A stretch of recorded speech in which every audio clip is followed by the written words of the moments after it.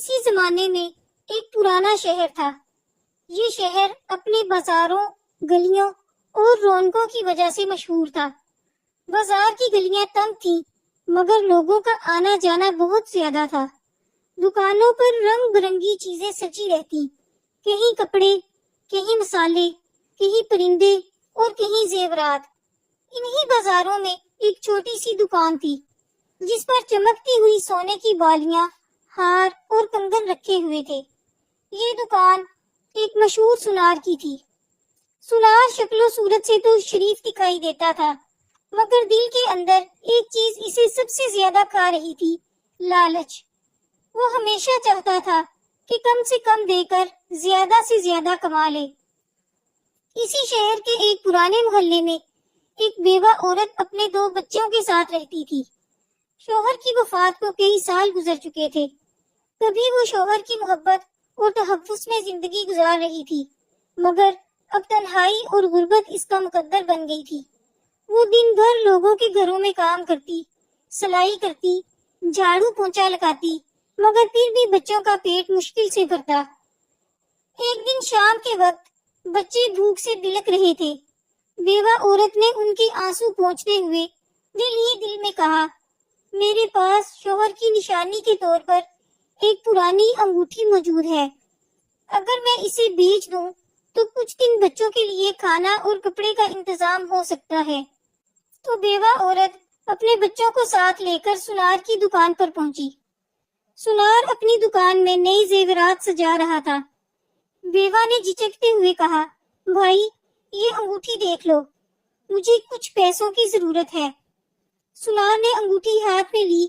اسے دیکھتے ہی اس نے پہچان لیا کہ یہ خالص سونے کی ہے مگر دل میں سوچا، یہ عورت تو غریب لگتی ہے، شاید قیمت کا اندازہ بھی نہ ہو، کیوں نہ اسے دھوکہ دے کر آدھی قیمت پر خرید لوں۔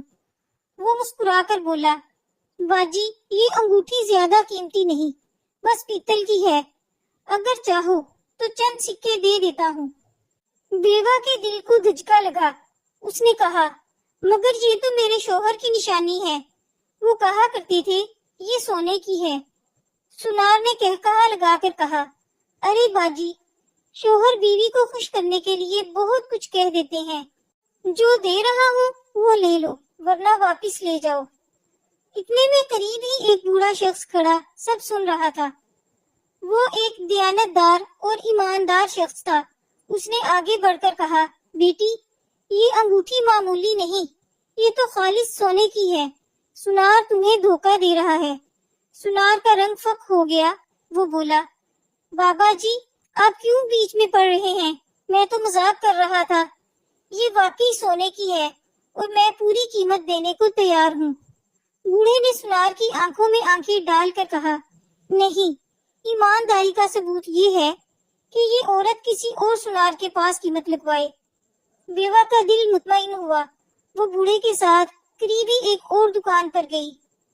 دوسرے سنار نے انگوٹھی دیکھ کر حیرانی سے کہا، یہ انگوٹھی تو بہت قیمتی ہے، اس کی قیمت اتنی ہے کہ آپ کئی مہینے سکون سے گزار سکتی ہیں۔ یہ سن کر بیوہ عورت کی آنکھوں میں آنسو آ گئے۔ وہ دل ہی دل میں اللہ کا شکر ادا کرنے لگی۔ ادھر پہلا سنار شرمندہ کھڑا سب دیکھ رہا تھا۔ لوگ جوک در جوک اس کے پاس آ کر کہنے لگے، تم نے ایک بیوہ عورت کو دھوکہ دینے کی کوشش کی، تمہاری دکان پر اب کون اعتماد کرے گا؟ اس دن کے بعد سنار کی عزت خاک میں مل گئی۔ لوگ اس کی دکان پر آنا کم ہو گئے، دکان ویران ہونے لگی۔ وہ کئی راتیں سو نہ سکا۔ اسے خواب میں وہی بیوہ عورت اور اس کے بچے دکھائی دیتے جو بھوک سے بلک رہے تھے۔ آخر ایک دن وہ اللہ کے حضور گر کر رو پڑا، اے اللہ مجھے معاف کر دے، میں نے لالچ میں آ کر ایک بیوہ کا حق کھانا چاہا۔